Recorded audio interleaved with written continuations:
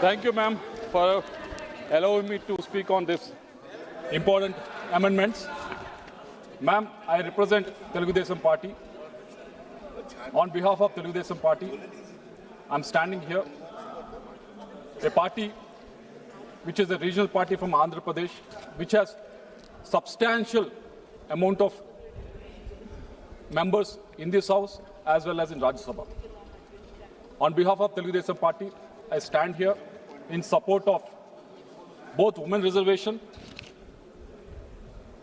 On behalf of Telugu Desam Party, I stand in support of delimitation also.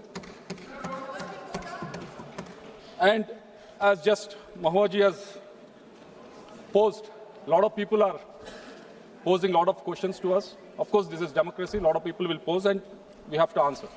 As a regional party, that too coming from South India, the first question is, as you're coming from South India, are you going to support this? Second question is, will TDP support delimitation as well as women's reservation if the seats are 543 or 815? Whether TDP had considered about losing its representation with increase in seats? These are the questions. And fourth question was, why TDP is not asking for 2011 census or latest census? And fifth question is, does delimitation be fair? Wouldn't it be gerrymandering? These are the questions that people are posing it. Members inside the House and media outside are posing this to the Telugu Desam Party, and it's our duty to answer these questions. And it is our duty to put it on record also in this House. Ma'am, Telugu Desam Party is in support of Women's Reservation Bill because we believe in what Ambedkar said. What Ambedkar said was, a constitution is a vehicle of life guided by the spirit of the age.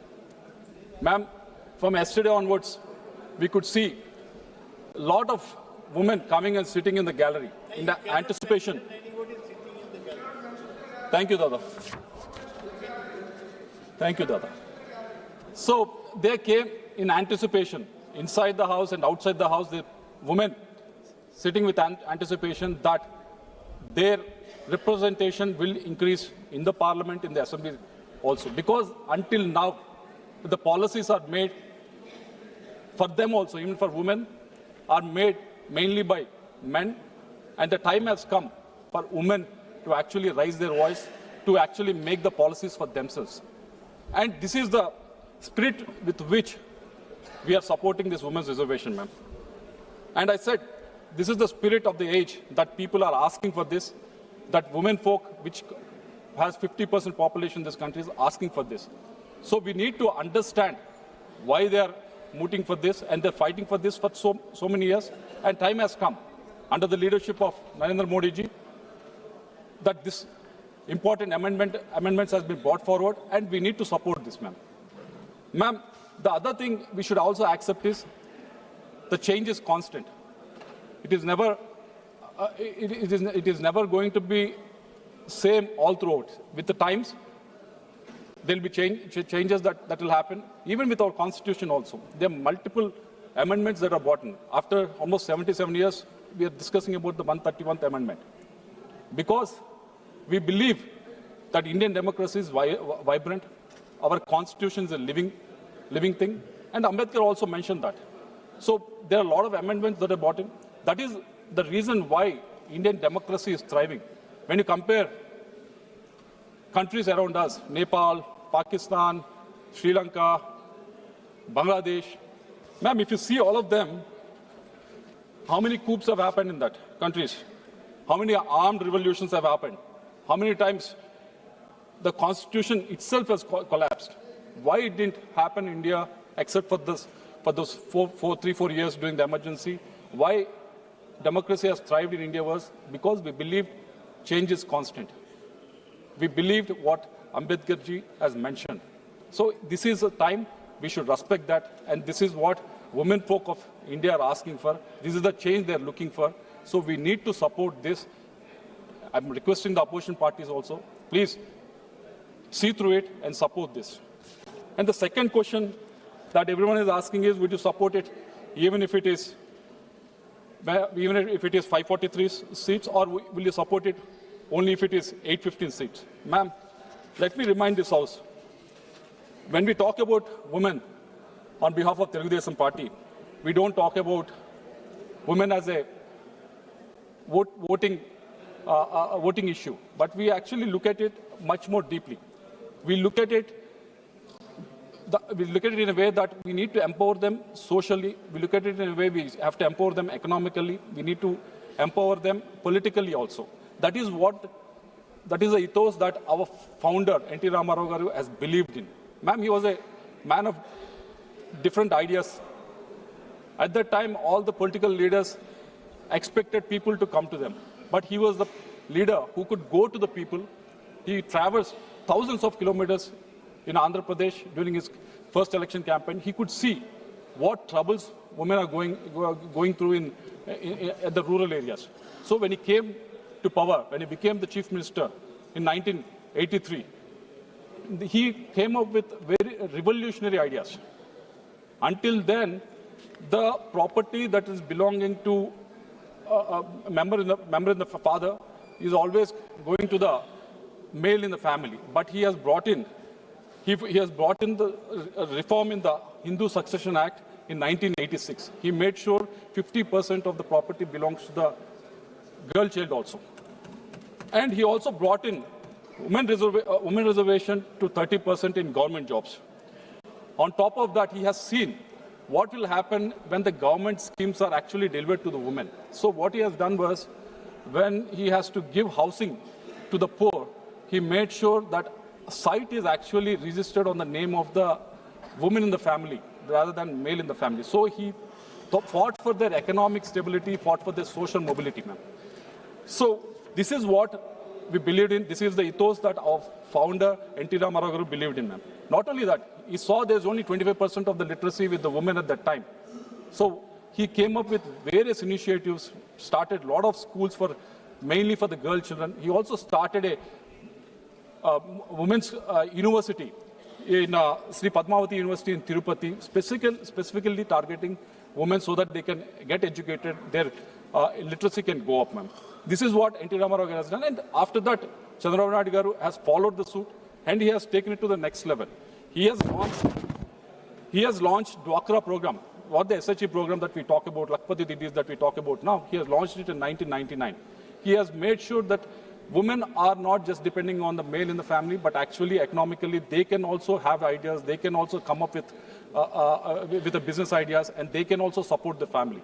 That is the idea with which he has launched the Dwakra program. And also he has given 33% reservation for women in local body elections.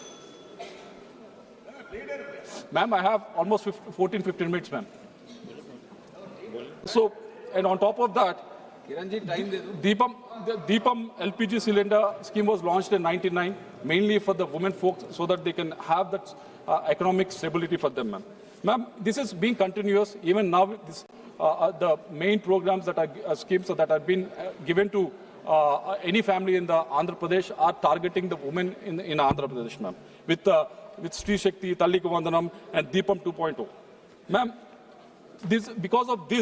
because we believed in the empowerment of women, this is what from the founder of the party to now the chief minister, this is what they believed in. So if it is 543 seats or 815 seats, Telugu Desam Party is in support of women's reservation in the women's reservation bill. And the third question that everyone is asking is, wouldn't you lose out on representation with increase in the seats? This is the question that everyone is asking, and media people are also playing it in a very different role. Ma'am, yesterday Home Minister has clarified in the House itself that with 50% increase for every state, Andhra Pradesh right now has 4.6% representation in the parliament. With that increase, the actual representation in the parliament for Andhra Pradesh with regards to the MPs will go by 4.66%. So we won't be losing on that. But I want to remind this House, a lot of opposition parties are asking for 1971 census to be used as a mother data. Ma'am, right now, when you're increasing the seats by 50%, on what basis that is being happening? The freeze happened in 1971. On that freeze, the 50% of seats are being increased right now. So whatever opposition is asking for is actually happening, but they're not able to see through. They just want to be, they just want to oppose it, politically oppose it anyhow, but they're not seeing the logic through it. Ma'am, in the DMK has called for the, they called for the meeting, and I think various other parties also has attended that, ma'am. On March 25th, 2025, DMK passed a seven-point resolution demanding a 25-year extension of 1971 freeze, effectively asking to keep India's representation tied to that number, ma'am.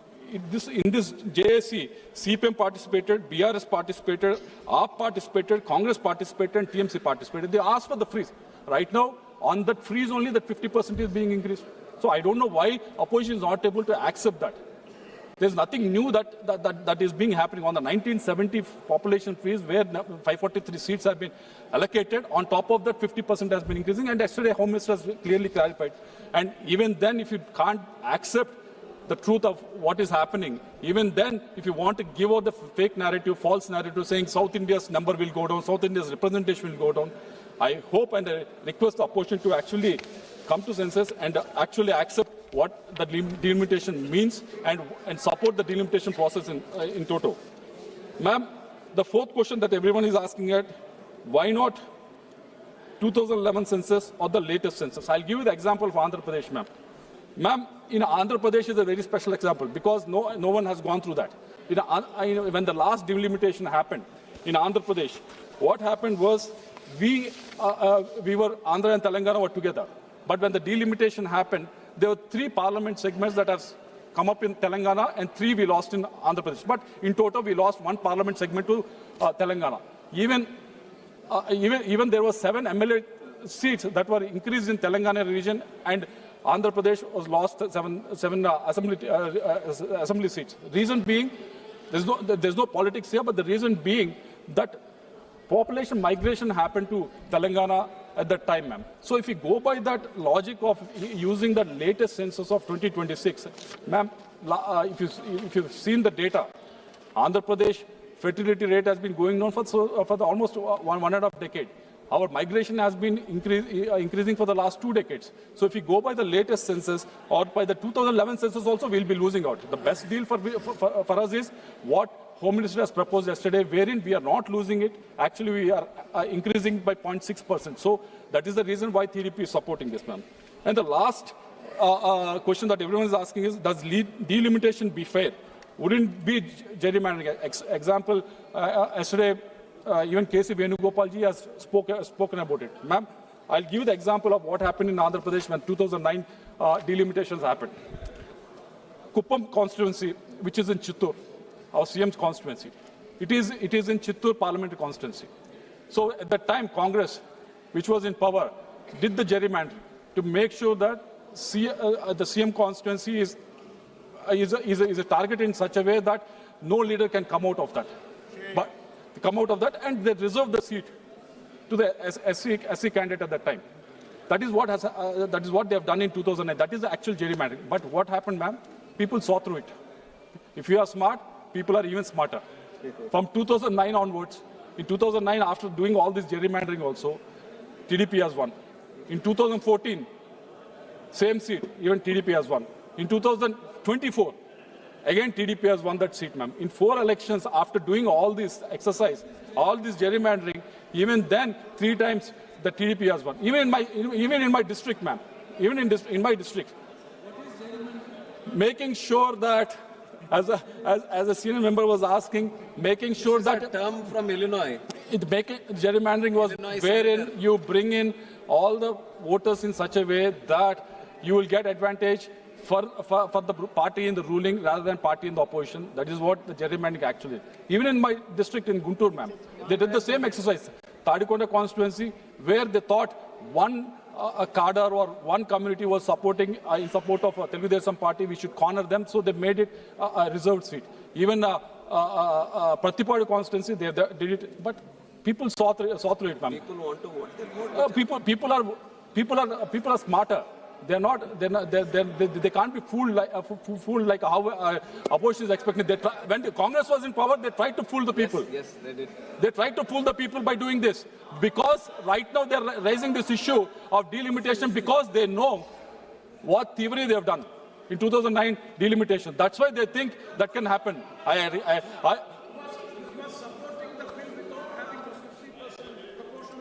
Yesterday I've heard what Home Minister has mentioned. Based on that, yesterday Home Minister has mentioned, yesterday Prime Minister has mentioned, promised us, they gave a guarantee in the House. Based on that, we are supporting this bill. We are supporting women's reservation. We are supporting delimitation. Telugu Desam Party is supporting women's reservation and delimitation, ma'am. Thank you very much. माननीय सदस्य श्रीमती डिंपल यादव जी।